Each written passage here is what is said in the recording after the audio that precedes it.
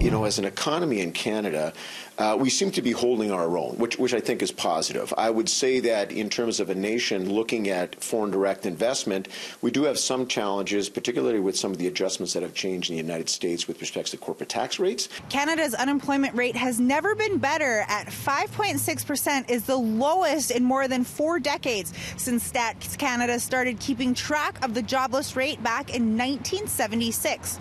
By the end of 2018, Stats Canada says over 163,000 jobs have been created. The flip side, however, is the fact that companies that are presently here that are looking to make decisions on expanding their operations or attracting new markets and companies into Winnipeg is a bit of a challenge because it's all about access to labor. Nationally, 9,300 jobs were created in December, which sounds great until you compare the 2018 numbers to the previous year.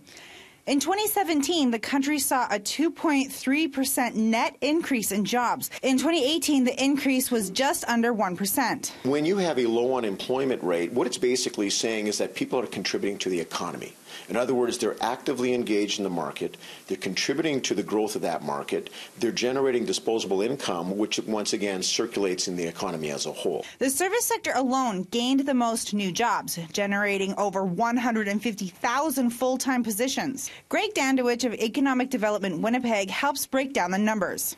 So what we want to be able to see is to be able to strike the balance between how do we ensure that we can continue to grow our economy, identifying the appropriate pipelines of talent coming out of our post-secondary institutions, as well as having really well-targeted skilled immigration programs working with the federal government and the provincial governments to ensure that we have that pipeline of talent that's required for the market. Parts of the country are still suffering more than others. BC, Ontario, Newfoundland, and Labrador all saw more jobs created. Meanwhile, Alberta, Saskatchewan, Manitoba, Quebec, New Brunswick, Nova Scotia, and PEI all saw their unemployment rise from November to December of 2018. I know that when you have low unemployment rate, fundamentally what you would expect is that you would have increases in wages.